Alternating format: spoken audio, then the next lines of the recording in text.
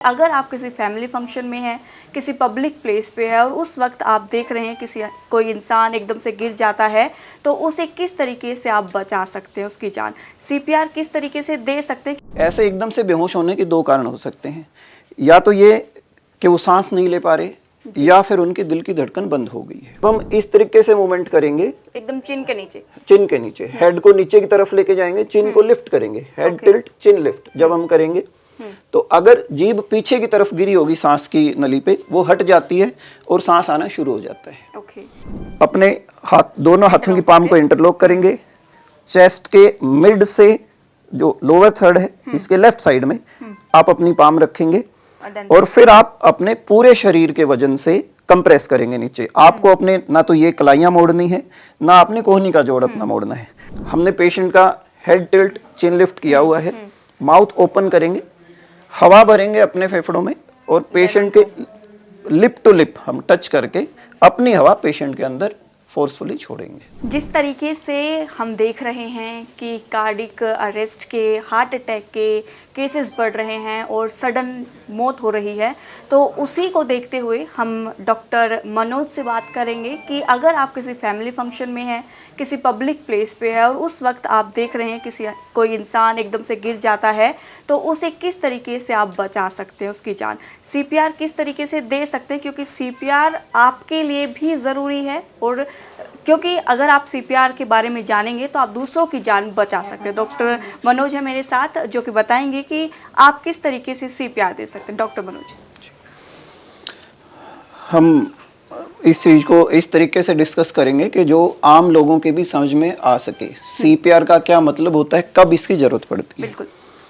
अगर आप किसी इंसान को सडनली अनकॉन्शियस होके गिरता हुआ देखते हैं, कोई आपके साथ बैठा था, कोई आपसे बात कर रहा था, या आपने किसी को देखा कि वो ठीक ठाक थे लेकिन एकदम से बेहोश होके गिर गए।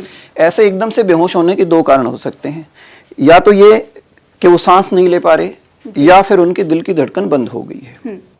इन दोनों ही स्थिति में खून की सप्लाई शरीर में बंद हो जाती है और खून की सप्लाई बंद होने से शरीर के जो जरूरी अंग हैं वहां तक ऑक्सीजन नहीं पहुंच पाता है और हर अंग के अंदर धीरे धीरे परमानेंट डैमेज होना शुरू हो जाता है। हमारे जो न्यूरॉन्स हैं, ब्रेन है, वो सबसे ज़्यादा सेंसिटिव ऑर्गन है और ब्रेन में अगर 2 से 3 मिनट के लिए भी ऑक्सीजन की सप्लाई अगर बंद हो जाती है तो ब्रेन में परमानेंट डैमेज होना शुरू हो जाता है।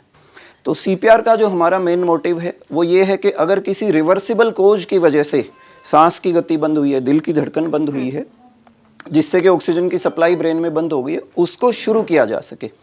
अगर धड़कन बंद हुई है उसको दोबारा शुरू कर सके, सांस आना बंद हुआ है उसको दोबारा से हम ठीक कर सके। तो अगर आप किसी इंसान को अपने सामने सडनली बेहोश होते हुए देखते हैं, आपको सबसे पहले सीन की सेफ्टी चेक करनी है। वो जगह आपके लिए सेफ है कि नहीं है। अब मान लीजिए आप कहीं रोड के किनारे पे आप खड़े हैं, आपने रोड के बीच में देखा कि कोई बेहोश होकर एकदम से गिर रहा है, उसको किसी चीज ने हिट नहीं किया है बट वो बेहोश होकर गिरता है, तो आपको पहले अपनी सेफ्टी चेक करनी है कि आप वहां जाके उस इंसान की मदद कर सकते हैं कि नहीं। साधारण सी बात है, आप चलते हुए रोड पे नहीं कर पाएंगे ट्रैफिक के बीच में, तो आपको पहले उस इंसान को रोड से साइड में लेके आना है। तो जो सबसे पहली चीज आप चेक करेंगे वो है सीन सेफ्टी। सीन आपके लिए भी सेफ हो और जो इंसान जिसकी आप मदद करना चाहते हैं उसके लिए भी सेफ हो। दूसरी चीज जो आपने करनी है, आप उसका रिस्पॉन्स चेक करेंगे। रिस्पॉन्स चेक करने के लिए आप उसके शोल्डर पे टैप कर सकते हैं, आप उनको हिला के पूछ सकते हैं, अगर आप उनको जानते हैं तो नाम लेके, नहीं तो आप वैसे भी पूछ सकते हैं कि भाई साहब आप ठीक हो। इस तरीके से आपको ऊंची आवाज में पेशेंट का रिस्पॉन्स चेक करना है।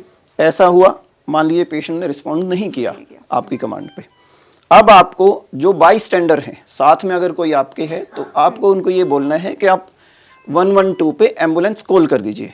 मेडिकल इमरजेंसी टीम जो गवर्नमेंट हॉस्पिटल्स के जो डेजिग्नेटेड है उनको इन्फॉर्मेशन जाएगी, वो आपकी मदद के लिए वहां पे आएंगे। जब तक वो नहीं पहुंचते तब तक के लिए आपका काम है कि पेशेंट के जो शरीर में जो खून की सप्लाई जो पहले दिल की धड़कन से हो रही थी, अब आपने आर्टिफिशियली उसको मेंटेन करना है। तो आपने रिस्पॉन्स चेक किया, रिस्पॉन्स नहीं था, आपने इमरजेंसी टीम को एक्टिवेट करवा दिया। अब आप पेशेंट की ब्रीदिंग चेक करेंगे। यहाँ पे मैं लेमैन के लिए ये नहीं बोलूंगा कि आप उसी सर्कुलेशन चेक करेंगे, क्योंकि अगर आप ट्रेंड नहीं है पेशेंट की पल्स चेक करने के लिए तो हो सकता है आप उस चीज को अच्छे से ना कर पाए, लेकिन हम में से हर कोई सांस की गति जरूर चेक कर सकता है। अब मान लीजिए ये हमारे पास, हम अगर उदाहरण के तौर पे लें, फॉर एग्जाम्पल ये कोई पेशेंट है या कोई आदमी है जो बेहोश पड़ा है, हमने इनकी सांस की गति चेक करनी है। हम दो तरीके से कर सकते हैं, या तो हम इनकी चेस्ट की मूवमेंट चेक कर सकते हैं, भाई इनकी छाती ऊपर नीचे हो रही है कि नहीं हो रही है।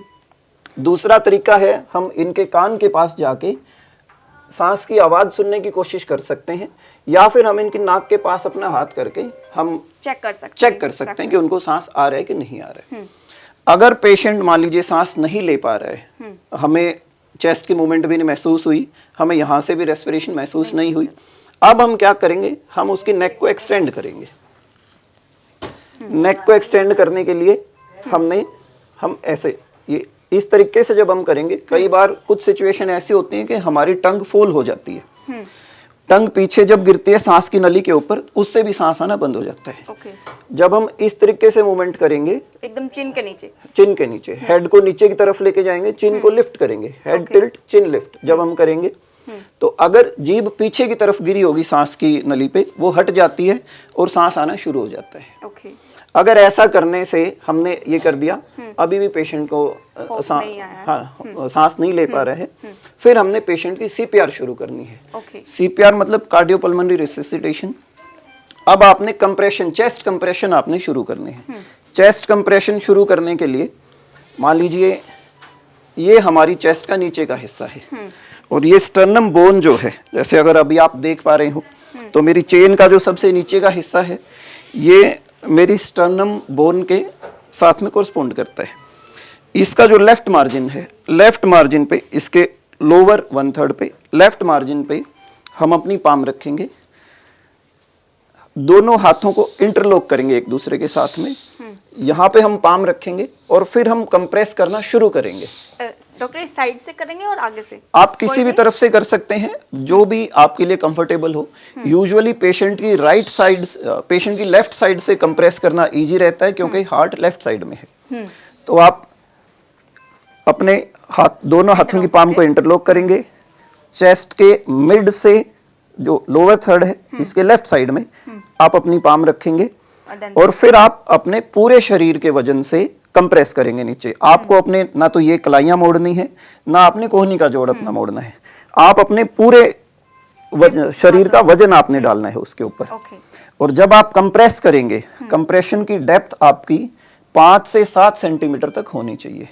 उससे क्या होगा, रिब केज के अंदर जो हार्ट है, हार्ट को जब आप कंप्रेस करेंगे तो हार्ट के अंदर जो ब्लड है वो आगे पंप होगा, फिर जब आप रिलीज करेंगे तो पीछे से दोबारा हार्ट की फिलिंग होगी, फिर जब आप दोबारा दबाएंगे तो हार्ट में से ब्लड फिर से आगे जाएगा, लंग्स में से जाएगा, और लंग्स में से ऑक्सीजन उठा के और वो ब्रेन तक लेके जाएगा। ये तो था कि हमने पंपिंग कैसे शुरू करनी है। फिर जो ब्लड हार्ट से पंप हो रहा है उसके अंदर ऑक्सीजन कैसे ऐड करनी है। ऑक्सीजन लंग्स से ऐड होगी, सांस नहीं ले पा रहा सब्जेक्ट हमारा। इसके लिए हमारे पास 2 तरीके हैं। हॉस्पिटल में यूजुअली हम एम्बू बैग यूज करते हैं, ये एक सिलिकॉन का बैग होता है। इस बैग को पेशेंट के मुंह के ऊपर रखा जाता है, यहाँ से ऑक्सीजन कनेक्ट करके इसको दबाया जाता है। जब हम दबाते हैं तो ऑक्सीजन अंदर जाती है, जब हम छोड़ते हैं तो बाहर आती है। आउटसाइड दी हॉस्पिटल सेटिंग्स में आपके पास एम्बू बैग नहीं होगा, तो ऐसी स्थिति में आपको माउथ टू माउथ रेस्पिरेशन करवाना होता है, क्योंकि जो ऑक्सीजन एनवायरनमेंट से हम अपने अंदर लेते हैं उसमें तकरीबन 21% ऑक्सीजन होती है, और जो हम छोड़ते हैं उसमें तकरीबन 15 से 16% ऑक्सीजन होती है। तो जो इंसान खुद से सांस नहीं ले पा रहा, उसके लिए हम सांस छोड़ के, अपनी छोड़ी हुई सांस से जो उसको 15-16% ऑक्सीजन देंगे, वो उसकी जान बचाने के लिए काफ़ी होती है। तो उस स्थिति में हमने पेशेंट का हेड टिल्ट, चिन लिफ्ट किया हुआ है, माउथ ओपन करेंगे, हवा भरेंगे अपने फेफड़ों में, और पेशेंट के लिप टू लिप हम टच करके अपनी हवा पेशेंट के अंदर फोर्सफुली छोड़ेंगे।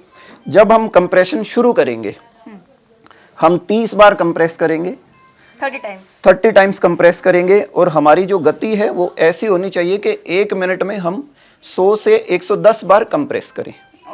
जल्दी जल्दी। तो जब हम 30 बार कंप्रेस कर चुके होंगे उसके बाद हमने 2 बार सांस दिलानी है। अगर आप अकेले हैं तो ये दोनों काम आप नहीं करने हैं। अगर आपके साथ कोई और है तो आप कंप्रेशन पे रह सकते हैं, वो हाँ जी, वो रेस्पिरेशन पे रह सकते हैं। ये तरीका है। तो जब तक एम्बुलेंस नहीं आती है या पेशेंट का रिस्पॉन्स नहीं आता है तब तक आपको ये कंप्रेशन और ब्रीदिंग कंटिन्यू करना है। और ये जो आपने तरीका बताया है ये सभी एजेस के लिए इक्वल है? सभी एजेस के लिए इक्वल है। जो छोटे बच्चे होते हैं, जैसे मान लीजिए कोई न्यूबॉर्न है, उनका तरीका अलग है। ओके। क्योंकि उनकी चेस्ट बहुत छोटी होती है, आप पाम रख नहीं पाएंगे उनको, तो फिर आपको चेस्ट को एनसर्कल करके अपनी थंब से या फिर आप फिंगर्स के साथ में सीपीआर करना होता है। अदरवाइज मान लीजिए 6-7 महीने से ऊपर के जो बच्चे हैं उनके लिए आपको यही तरीका, हाँ, ये किसी भी अडल्ट की भी एज तक यही चीज़ चलेगी, ओल्ड एज में भी यही सब चलेगा। तो आप पेशेंट के हार्ट को कंप्रेस करके उसके अंदर जो ब्लड है उसको आगे भेज रहे हैं, वो ब्लड जा रहा है लंग्स में। लंग्स में आप मुंह के द्वारा ऑक्सीजन डाल रहे हैं, तो लंग्स उस ऑक्सीजन को उस ब्लड में मिक्स कर रहे हैं और फिर वो ऑक्सीजनेटेड ब्लड उसके पूरे शरीर में सर्कुलेट हो रहा है। Okay, thank you so much doctor. तो मेरे साथ डॉक्टर मनोज हैं जिन्होंने बताया कि आप किस तरीके से अपनों की जान बचा सकते हैं। और अगर आप पब्लिक प्लेस पे हैं तो आप सभी से गुजारिश है कि एक बार ट्राई ज़रूर करें। तब तक एम्बुलेंस नहीं आती है, एम्बुलेंस आने के बाद डॉक्टर के पास जाएंगे तो वो अपने आप देख लेंगे, लेकिन कोशिश करें कि जब तक एम्बुलेंस नहीं आती है तो आप सीपीआर दें ताकि उनकी जान बच सके। Thank you so much doctor. तो ये इन्फॉर्मेटिव वीडियो आपको कैसे लगी कमेंट करके ज़रूर बताइएगा। और भी कोई अगर सवाल हैं तो कमेंट सेक्शन में लिखिएगा ताकि हम आप तक वो सवालों के जवाब पहुंचा सके। शुक्रिया।